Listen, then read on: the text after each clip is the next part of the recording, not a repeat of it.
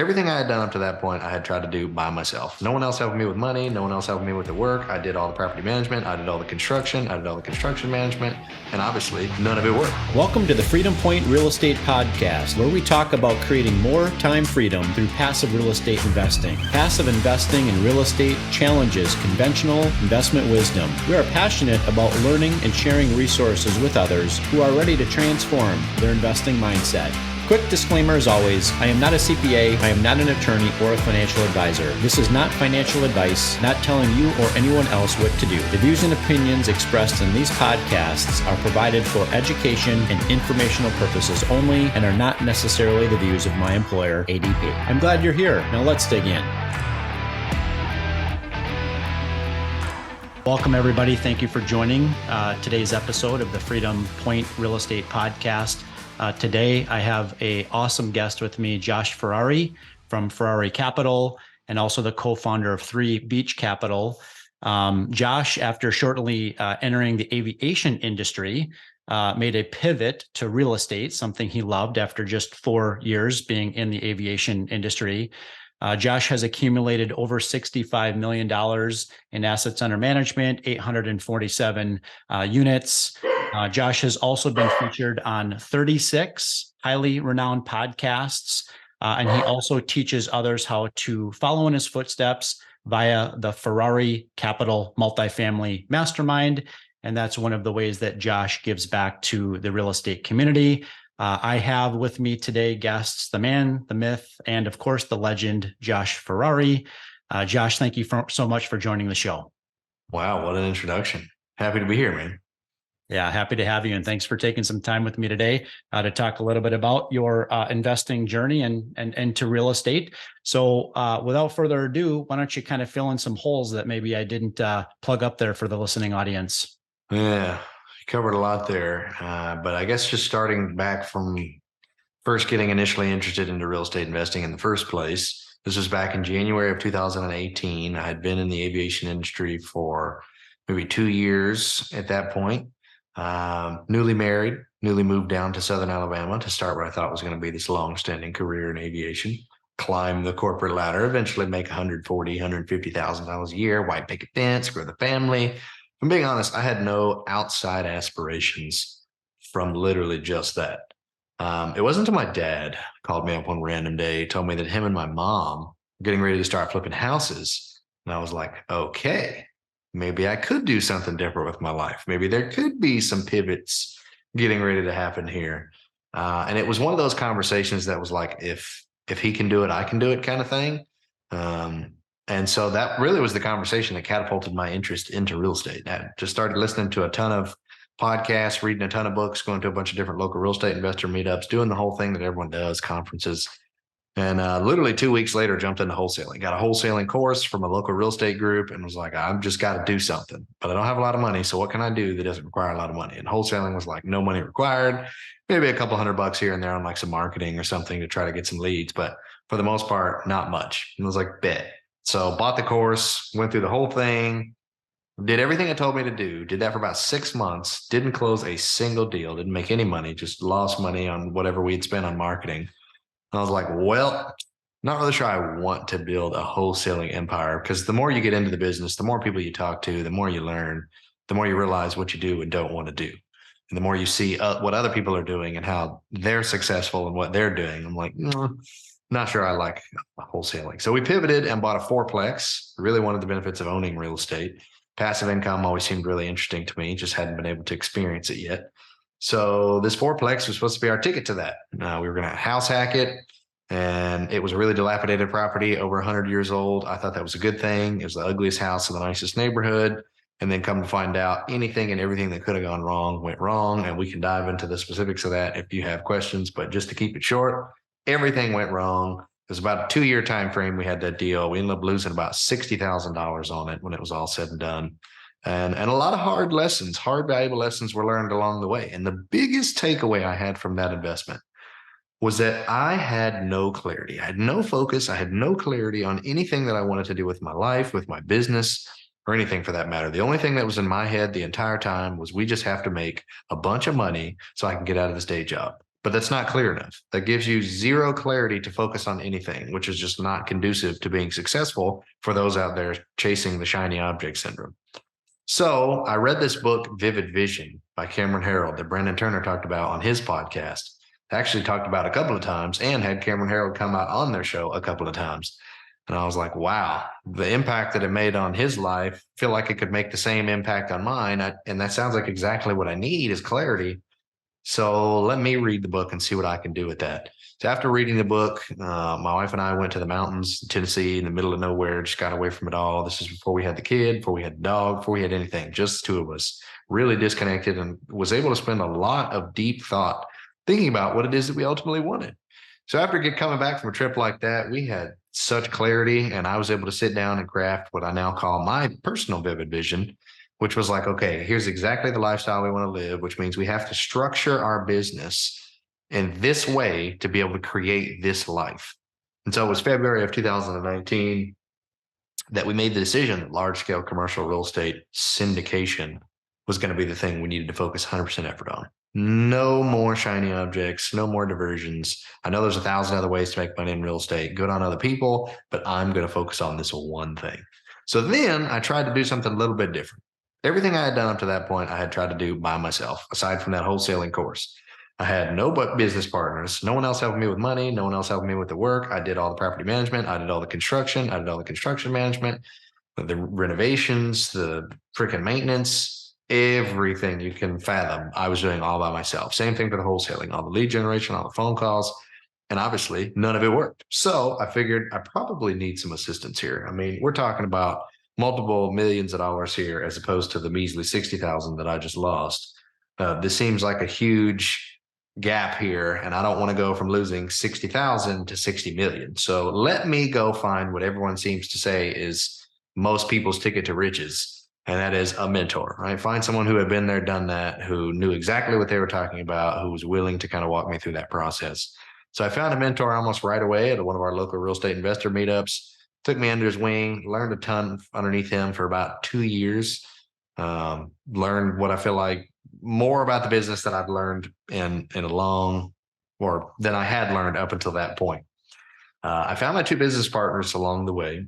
And then it was December of 2020 when we ultimately closed our first deal, which was a 42 unit that my mentor actually sold me. Talk about an invaluable relationship.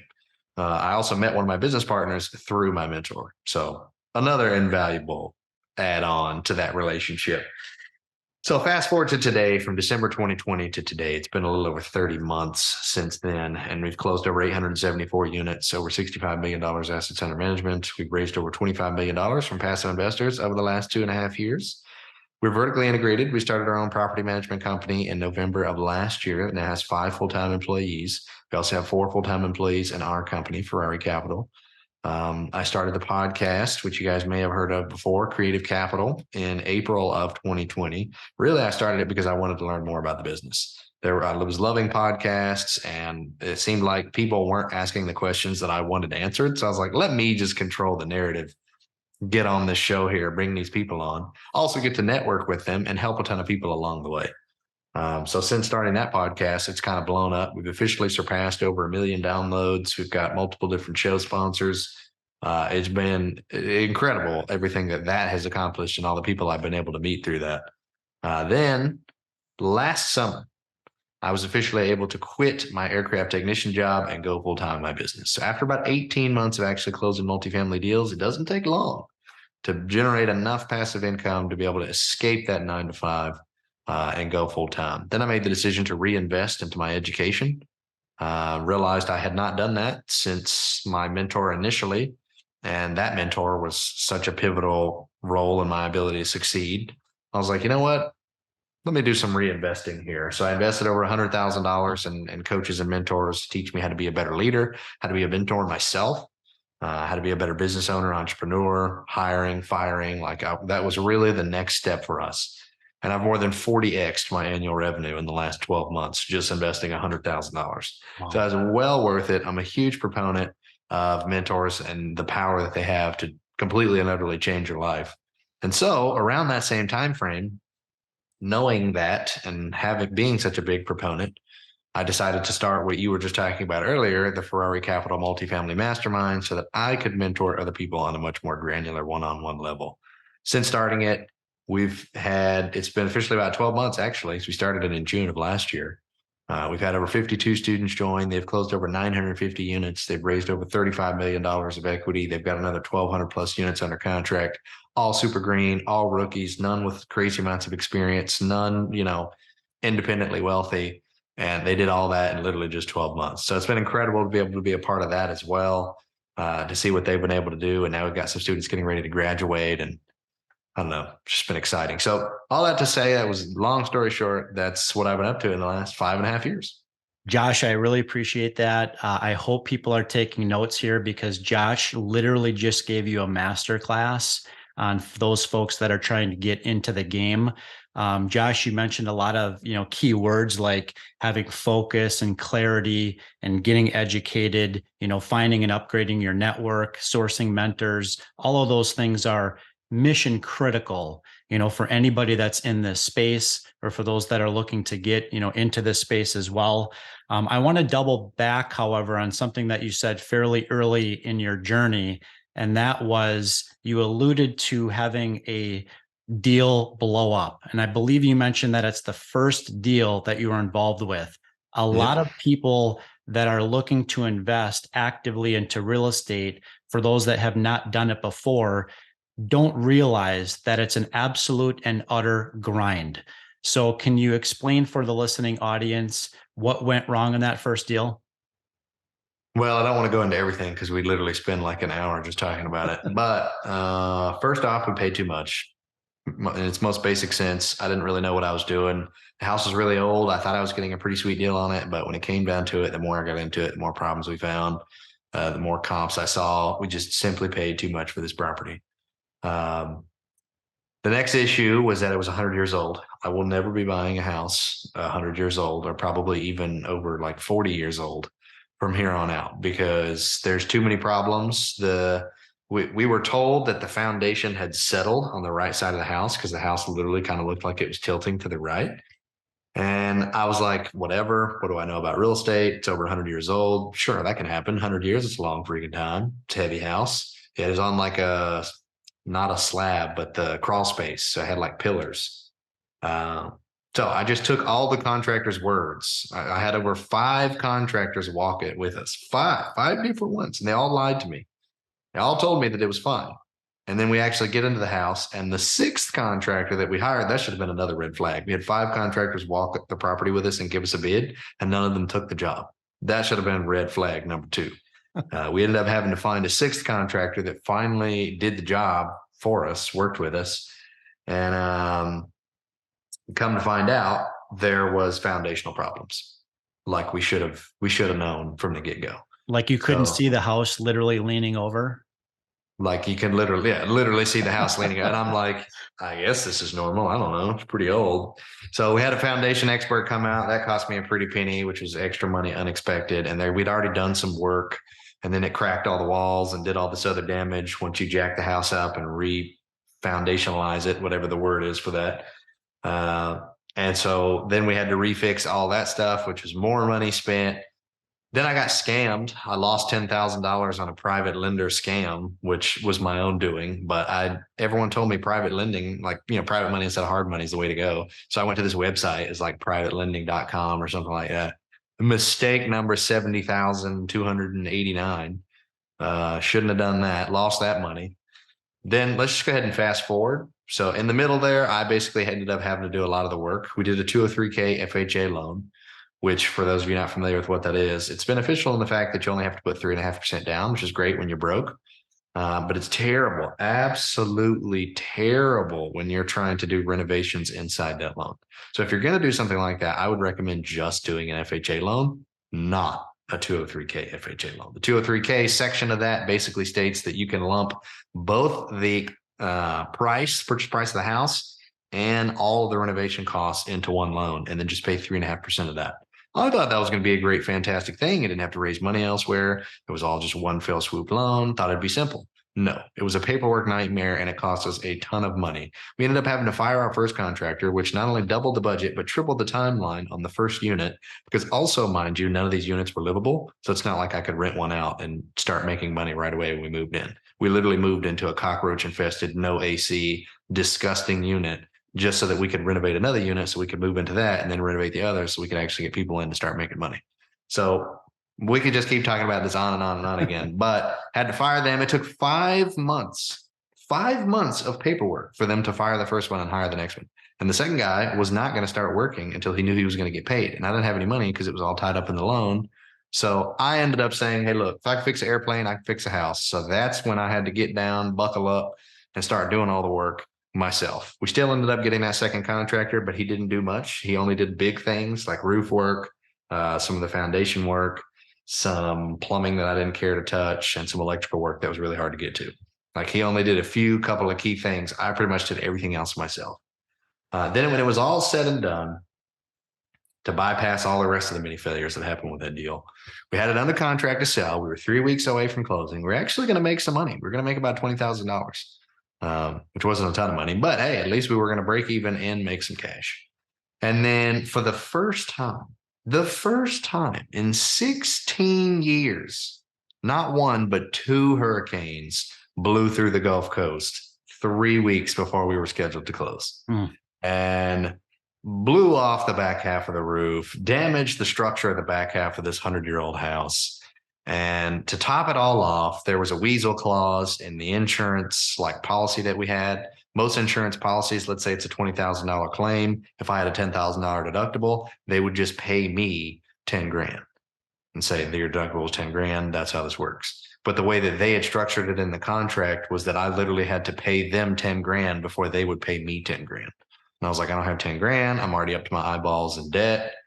So I got no claim payout at all for any of that damage, even having an insurance policy. And the buyer fell out of contract, didn't want to buy the property anymore with all the new damage. I had to massively discount it, relist it, finally sold it like 4 or 5 months later after that, and lost 60 grand. My listening audience, you can't see this right now, but Josh has a little tear coming down his cheek after having relived this horror experience. So, Josh, I've got similar stories. Anybody that's in this space, I'm sure has plenty of, horror stories of actively managing, especially on the single family, fix and flip side.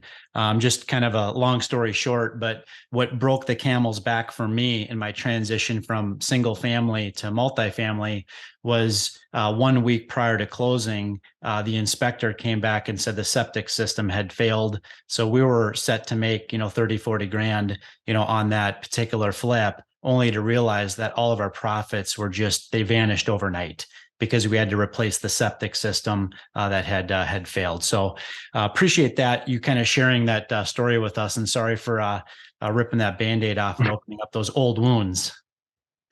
No, it's all good. So no one necessarily wants to relive it, but it's always a good story to tell people just to give them a glimpse of what could happen in general in real estate, but too, when you just have no clarity, have no focus, have no idea what you're doing, you just jump into something haphazardly. And lastly, I would say just doing small single family, like you just do small stuff.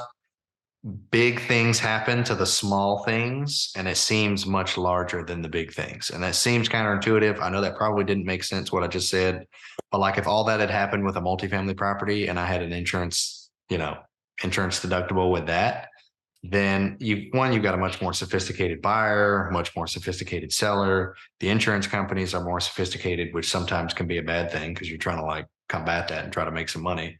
But I guarantee you, we would have gotten a huge payout if that was a multifamily property. Yeah, but because it's a fourplex and it was 100 years old, they're like, you're freaking on your own. So you talked about your, early on doing the wholesaling thing, the fix and flip thing, the STR thing. And at some point you had made that transition into a different asset class, primarily multifamily. So what are the things that you're currently actively, tell us a little bit about the assets that you're currently managing today at Ferrari Capital. So a lot of our portfolio is along the Gulf Coast in the southeastern region. Close to the water. We're pretty coastal. I was originally based out of Southern Alabama. One of my other business partners also still lives in Southern Alabama. Um, and then our third business partner used to be in Destin, but he moved to Tampa. And then I just actually moved to Tampa 10 days ago. So now we're both in Tampa. Maybe we'll eventually invest in Tampa. I don't know. But we both moved here to be closer to family. But all of our portfolio is still primarily based out of Southern Mississippi and Southern Alabama. So we have about 300 units along the coast in Southern Alabama. We have 88 units in Montgomery, which is about 3 hours north of the coast. We have 465 units in Southern Mississippi. 106 of that is an RV park. The rest of that is ABC and AB and C class multifamily. And then we have a 110 unit C class multifamily complex in Austin, Texas, which is our like one-off deal that we own outside of our primary scope. And that's the one deal that we did where we raised capital for someone else. Every other deal we've ever done, we've done everything in-house. So we do all of our own sourcing, we do all of our own capital raising, we do all of our own acquisitions and underwriting and due diligence, and then we do all the asset management afterwards. And now we've started a property management company. So now we're even doing a lot of our own property management with two of our properties, the RV park and the one and only A-class asset that we own in Southern Mississippi. Interesting. So the deals that you currently have under management today are all syndication opportunities, or are any of them JV deals? They're all syndications.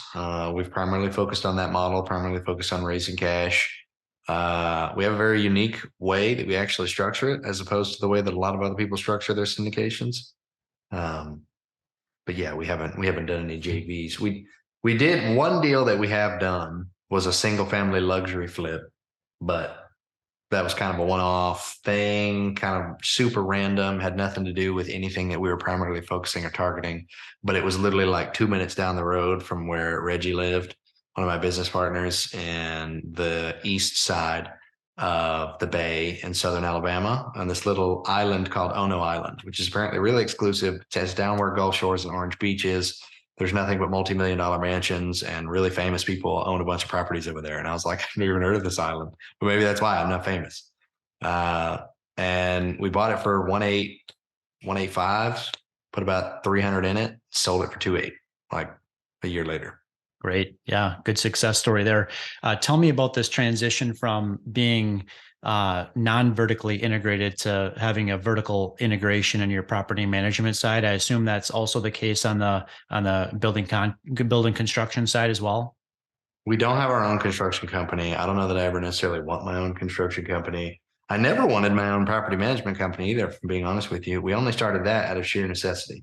So we had gone through a couple of different property management companies in the markets that we're primarily in, and they were all just terrible, from being honest with you. They just didn't know how to achieve simple execution of business plans. There wasn't anything crazy. They weren't huge CapEx construction deals. They were just your ordinary average value add asset where there's some kind of like a loss to lease play. We just need to do better at managing, better at turns, better at, like, I'm telling you, really simple things. And it seemed like every property management company in the area just couldn't handle it. So we were like, out of necessity, we started our own, knowing that that was really going to be the only way that we were going to be able to achieve the business plan we set out for our investors, and truly turn this deal into not only just like a successful deal with achieving said goals, but also even over exceeding, even in today's market. Is your property management company, is that a separate entity, or does that property management arm of Ferrari Capital fall underneath that same umbrella? It's a separate entity from like a legal perspective. They just company after like entity after entity after, you know how it is. It's just like a never ending cycle of entities that you got to worry about. But that was the way we were structured or told to structure it. Is your goal with that property management company just for it to simply break even, or is it, are you looking to generate, profit? Because I know the profit margins in property management are pretty low, right? And the main objective of your property management company is largely above everything else. It's occupancy. Yeah, property management companies are pretty much nonprofit companies. They're break even investments. And for us, that specific entity was not designed to make a ton of money. We only started it to only manage our own personal portfolio. And that's all we're going to do. So if as long as we can continue to at least break even in that company, then we can focus all the rest of our efforts with the fact that we own this company, making sure that it drives up revenue on the ownership side, which is our primary goal through for our capital, both for ourselves and our investors. Got it. So with these deals that you've syndicated, you've raised private investor capital. Tell me a little bit about what questions a passive investor should be asking of a sponsor before they make that initial investment. It's a good question. I actually made a huge list of questions that people should be asking because I get this question quite often. And I don't know, there's a handful. I would say one is just in its most basic form, tell me how many people are on your team. How many people are actually on the GP team? And then what are their backgrounds? What is their experience? What are going to be their roles in the actual company? Does their background line up with what their roles are going to be? Is this guy over here like a burger flipper at McDonald's and he's about to manage multiple millions of dollars? Like, where is the criteria that says he can do that? Has he ever done this before? Did he get a mentor? Like, what does he have to say that he has the capacity to be able to achieve those goals? And then sometimes it'll be blatantly obvious that you'll see people like just placed in the wrong position. Like sometimes engineers aren't necessarily the best people person, and you'll see them in an investor relations spot, and you're like, what is this? Shouldn't they be the asset manager? Shouldn't they be focusing on the nitty gritty, like detail oriented stuff? No, that's not always to say that that's the case, but just making sure that all those are aligned, and then honestly, even getting a chance to talk to each and every one of those people, because you don't want to necessarily just throw your money at someone when you've never actually had a conversation with the entire group. Maybe you know one person and you've had a conversation with them, but maybe it's best to just go ahead and talk to everyone and see how truly educated the rest of the group is. Then I want to know if whatever deal they're pitching, let's say they're pitching me an RV park investment in New York City. And I'm like, I didn't even know New York City had RV parks. I'm like, yeah, well, they do. But we've only ever invested in California. Like you've only ever invested in California and it's only ever been multifamily. Suddenly you're doing an RV park and suddenly it's in New York City.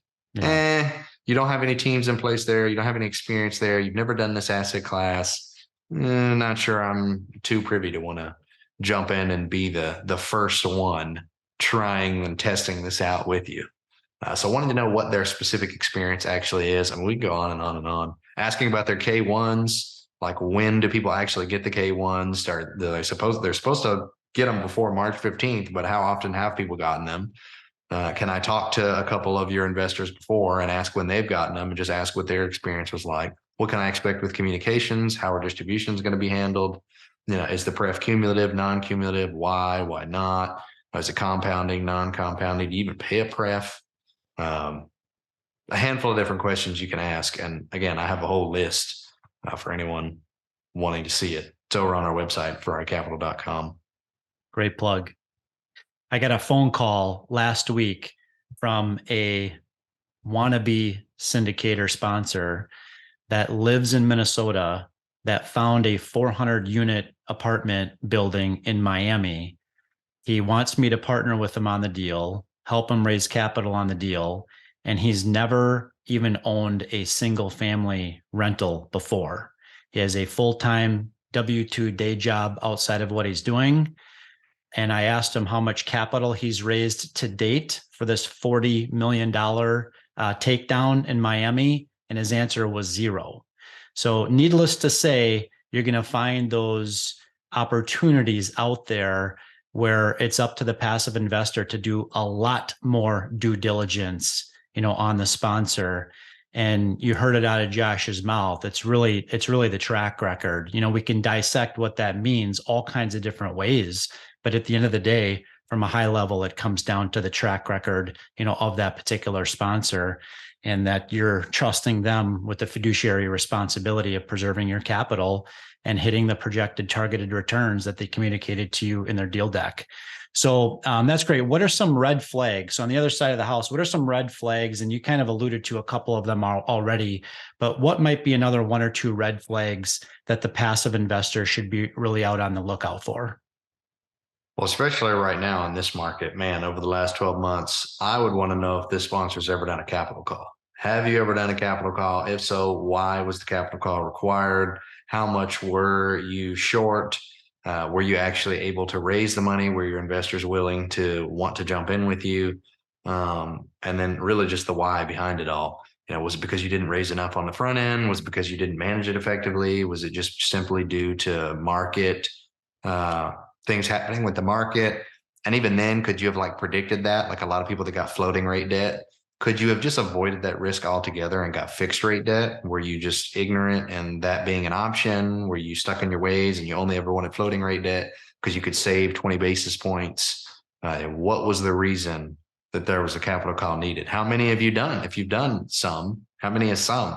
And is this happening on all of your deals, or was it just a one-off and maybe it's not that big a deal and maybe there's some reasonable justification behind why that was required on that asset? Yeah, there's always more to the story, right? But I fully agree with you. I'm in some deals and opportunities right now where I've had to go through a couple of capital calls with some very good sponsors. And really, at the end of the day, it's not about the poor asset management. It's really a debt problem, right? More than anything. And a lot of assets that were pulled down in 2021, nobody expected the interest rates to go up 500 basis points in 12 months, right? And so you had a lot of people kind of gambling on the fact that the interest rates weren't going to go up, as fast as they did. So they didn't, purchase a rate cap because the rate cap expense would have thrown their pro forma, out of whack, right? So I agree with you. So there's some great sponsors out there that have had capital calls on their deals. Are you personally involved in any yourself, and either any of the passive investments that you personally made or on the active side? So everything that we do completely internally, that we've done all of our own, like full cycle, everything, raise the cash, manage all that, we've never had to have a capital call. And if we ever have had to have any kind of like financial infusion, like 20,000 here or 30,000 here, because something happened or something came up, we always just use our own money to throw in there. Never going to go out to, it's another great thing about having a sponsor that's really liquid. When you're going, you're finding a sponsor, especially a sponsor early on in their journey, even if they don't have a track record, but they're connected with a bunch of people that do. If no one in that group is liquid at all, I would consider that to be a red flag, because there's been, especially now, I've heard of a couple of large sponsors that are literally losing multiple millions of dollars every single month that they're having to infuse into the deal. So that's pretty much one of the worser case scenarios. But if it's required to infuse a lot of money, I want to know that the GPs are, one, investing their own capital, and two, I want to know that they are actually liquid on top of that. Because you'll find a lot of sponsors out there that are just living acquisition fee to acquisition fee, and they're really not liquid at all. And they don't have any capacity to actually help you as the LP or their asset when liquidity issues arise. So that's another thing I would say. But there is one deal, all those deals we've never had an issue with. But that one deal in Austin, Texas that we invested in, the only one that we're not the primary sponsor on, has seen some struggles over the last 12 months, because that sponsor decided that floating rate debt was going to be great for that one. We bought a rate cap, but it still didn't matter. Still an issue, still like doubled whatever the monthly payment ended up actually being, along with some other issues that I think some of it was just poor experience, maybe from the sponsor side, which is probably poor experience from our side and wanting to jump in and do that deal and not doing proper due diligence on them through that whole process. Something as simple as they had invested in 3 other deals in the Austin, Texas market. And a part of their business plan was that they were going to evict a bunch of people. It was a part of the big turnover. They had like literally 60 out of 110 people they were planning on evicting when they get in. Not necessarily all at once, but that was the game plan. We'll come to find out, something as simple as an eviction takes over 4 months to do one eviction in Austin, like just in the city of Austin, Texas. And we didn't know that because we weren't from there. I figured they would have known that, having 3 other assets and been in the market for a couple of years, but they didn't even know that. So they didn't plan for that. They didn't budget for that. It completely threw off like the time frame that they had and when they were going to execute on certain things. And then everything happened with the lending, and that was an added downward inflection of where we went financially. So we did end up having to do a GP capital call for that deal. Sure. Yeah. And just for the listening audience, the terms capital call can sound like a swear word to some, but the capital calls them personally and myself, the GP has been willing to give up a percentage of their, promote or their compensation to the investors for that additional infusion of capital. So I'm still very confident in those deals outcomes. I'm very confident in the sponsor or the jockey that's riding the horse, so to speak, right? So just because we talk about capital calls, it's great that there's sponsors out there like Ferrari Capital that have never had a capital call before, right? That's excellent. But just because a sponsor has a capital call in this space doesn't necessarily mean the outcome of that particular investment opportunity is going to be a negative one. But obviously, time will tell. So that said, I do want to pivot to something that you brought up very early on in the conversation, and that was the power of mentors and coaches. Okay. And not necessarily related to your journey in active real estate, but what kind of feedback could you give to the listening audience about leveling up their game and the impact of having we'll call it a board of directors, which could consist of a business coach, a mentor, just other people out there that are daily or weekly, breathing life into you as an individual. I think coaches and mentors really get a bad rap from the few bad apples that are in the space that are just trying to say that they're mentors just to be all salesy and guru like and take your money and not teach you anything. There's definitely some bad apples out there. Bad apples out there. So I guess, of course, the first thing I would say is just make sure you find someone who actually you connect well with, someone that it doesn't seem like a sales call. It seems more of a genuine connection. And it seems like, or they've proven that they've done this time and time again, not only themselves, but they've helped other people do this as well. But as far as like, what is the benefit or what would I say to someone? I mean, again, they've been absolutely pivotal to my ability to succeed. I was a miserable failure back when I first got started with the wholesaling and the fourplex and the trying to figure it out on your own. And then after getting that mentor, I told you guys he introduced me to my first business partner. He sold us our first deal. We got a $450,000 discount on that, by the way, by going straight to him and not through a broker. And then on top of that, he actually gave me a $30,000 loan, completely interest free for 2 years to get me out of that fourplex so that I could actually survive and live after that. And then I just had to pay him back once I started making some money in multifamily. So the value of a mentor is like 100, 300, 1,000x fold. And just at the end of the day, it's really going to matter how much work, effort, and commitment you put behind it. When you hire someone, when you hire the right person, when you hire someone that you know is going to help you, they're there to ultimately do that, to make sure that they're just pouring into you and giving you all the information, all the knowledge, all the tools, all the guidance, all the resources that you could possibly need to go out and be incredibly successful and in a really short time frame. I mean, in the grand scheme of things, 2 years isn't that long. It felt long when I was in that process, losing money and being like, gosh, when the heck are we going to close the deal and start making some money? This is ridiculous. I'm tired of this day job. It feels like a long time, but when you really look at it, 2 years is barely even an associate's degree. So it's just like, it's not really that long of a time frame to be able to build a multi-million-dollar business and change your life forever. At the end of the day, you're paying a mentor mere pennies on the dollar for what they're going to be able to actually help you do, how they're going to help you grow, how they're going to help you succeed. It's like getting into the mind and the background of a multimillionaire or maybe even multi-billionaire's business. There's multiple different billionaires out there that even coach and train and teach people how to do things. I mean, that's powerful right there. Even 30, 15, 20, 30, $40,000, it may seem like a lot of money. But also if you look at it from a different lens of just higher education, because it's kind of just basically like you're paying for higher education, but instead of getting an associate's, bachelor's or master's or doctorate degree, you're getting a degree in how to become a freaking gazillionaire. Like you can completely and utterly control how much money you make, depending on how much work you put in, how you structure your business. And they're going to teach you everything that you need to know. And people will pay hundreds and hundreds and hundreds of thousands of dollars for college, but you won't pay 15, 20, 30, $40,000 to create a multi-million-dollar business.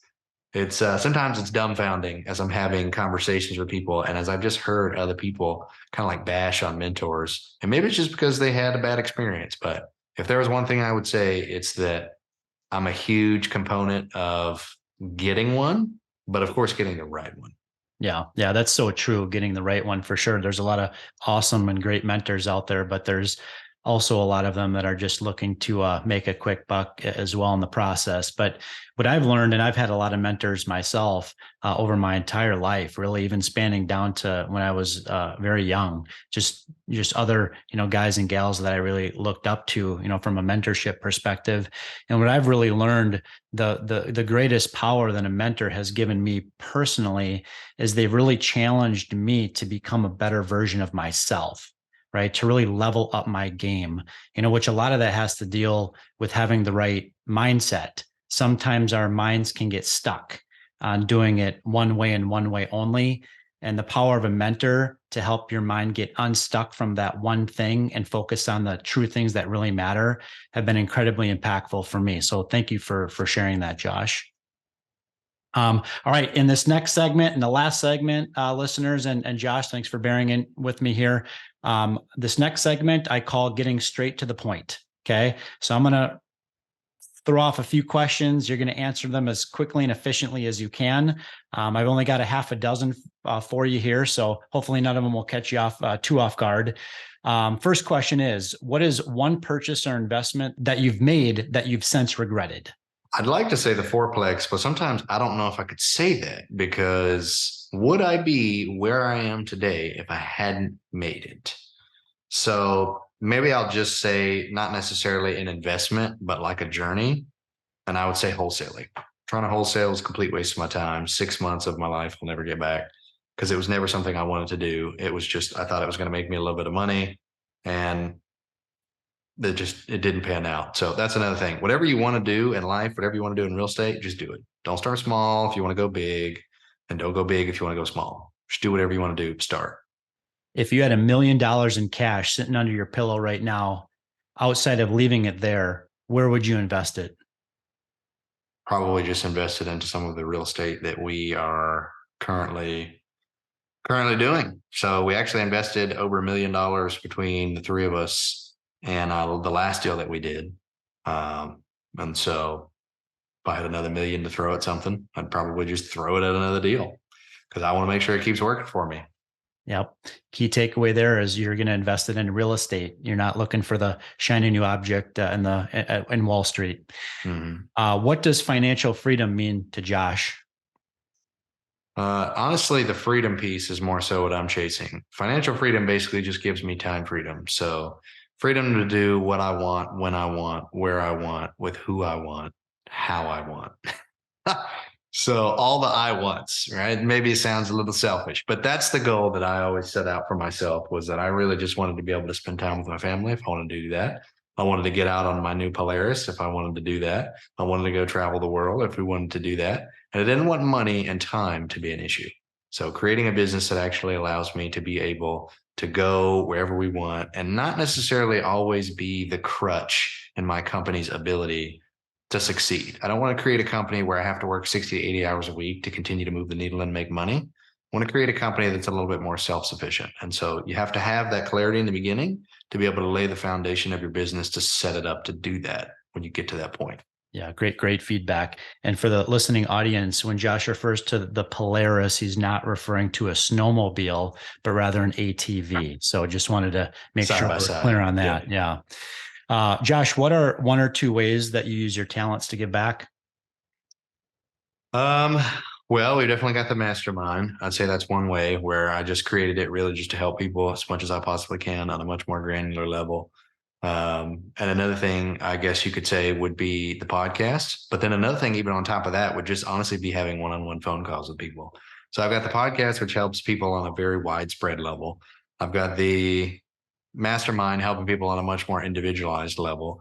And then honestly, I just like to get on the phone with people that there's no value add to me whatsoever. Like that sounds absolutely insane, but people that get on the call that have no experience in real estate, they don't know anything about anything. They've never raised money. They don't have any like network or connections. They literally have nothing to give to me. but they're really dying and curious to know how to get into the business, what they need to do, how I started, how I did this. And as much as I talk about it everywhere, and it's on my social media and it's on the podcast and it's literally everywhere, I'm always happy to have those kinds of conversations with people one-on-one, just to help them individually figure out what the next best step is for them. Because sometimes listening to it on a podcast or something like that isn't as beneficial, but hearing it directly from the mouth of someone who's been there and done that, sometimes that just speaks volumes. Same thing with like your spouse. Your spouse tells you something 1,000 times, suddenly you hear about it on TV, or your buddy tells you and you're like, it clicks, like I need to do that. And they're like, I've been trying to tell you to do that for 5 years. Yeah. It's like, I just needed someone else to tell me. Yeah. No, totally. I have that same dilemma with my wife. Sometimes she'll ask one of my kids to say, hey, can you tell dad, to maybe he should consider doing this or that, because he's not listening to me. But no, that's exactly true. I get a lot of questions from people about my own, real estate investing journey. And the question always becomes is, well, Jeremy, how do I get started? And the answer is literally just get started. So a lot of people spend way too much, time, with paralysis analysis before they make a decision to get in the game one way or the other. So, Josh, you mentioned early on the name of this book called Vivid Vision. Is there another book or podcast recommendation that you might have for the audience? Extreme Ownership was a great book that I read that helps me not only in my business, helps me be a better entrepreneur, a better leader, helps me be better at hiring and firing and figuring out this whole entrepreneurial journey, but it also helped a lot in the marriage. Just taking extreme ownership with everything helped me be a better dad, helped me do a lot of things better. By no means am I perfect. There's still plenty of room for growth, but that was definitely a book that was a little eye-opening and understanding what extreme ownership is really about. You're the third person now that's recommended that I or my audience reads that book. So I'll be checking that one out shortly. Hopefully it's on Audible. Oh, it is. Perfect. Josh, what is the next item on your bucket list that you'd like to check off outside of moving to Tampa? It's a good question. I would say buying a side-by-side, my dream Polaris, but we just did that. We just did that last week. I've literally wanted that thing for over 16 years. So talk about delayed gratification. Finally having real estate allow me the ability to go out and buy it, and not buy it on a payment plan, just buy it outright, which feels better than going out and putting it on financing. So another bucket list item I would say, I guess, would be to travel to Italy and go and see the actual Ferrari plant, get to go and race a Ferrari on the racetrack over there. Having the last name Ferrari, I actually have had the chance to drive one before. I drove one when I went to Miami when I turned 18. But it was on the Miami streets. It's not the same as driving one actually in Italy, nor on a legitimate racetrack. So I'd say that's on the bucket list. That's great. Well, I hate to tell you this, but I have been to Monte Carlo and I have seen the racetrack and I've walked on it. It's a fantastic place to be. And I'd highly recommend that you check that one off your bucket list at some point here soon. Got to. Last question. How can our audience connect with you to learn more about what you're up to? Good question. Just go over to our website. So if you go over to FerrariCapital.com, spelled just like the car, Ferrari capital.com. All our information is there. So if you want to follow us on social media, you can scroll to the bottom. LinkedIn and Facebook's really two platforms I'm most prevalent on. We also have a free ebook on there you can check out, just the ultimate guide to multifamily investing or syndications. We've got a blog on there. We've got newsletters on there. We've got all of our podcast episodes upload there. And then if you're actually interested in learning more about the mastermind, all the mastermind information is on there as well. You just click on the tab at the top that says mastermind. Or if you're interested in passively investing with us, all that information is on there as well. Audience, thank you for joining the Freedom Point Real Estate Podcast today. Thank you for listening. And Josh, thank you for always being the legend. Appreciate you spending your time today with our audience. Thank you for hanging out with us today and for listening to the Freedom Point podcast powered by Starting Point Capital. This show is for entertainment purposes only. Nothing said on this show should be considered financial advice. Before making any financial decision, please consult with a professional. This show is copyrighted by the Freedom Point podcast. Written permissions must be granted before syndication or rebroadcasting. If you're interested in connecting, you can find contact information at startingpointcapital.com.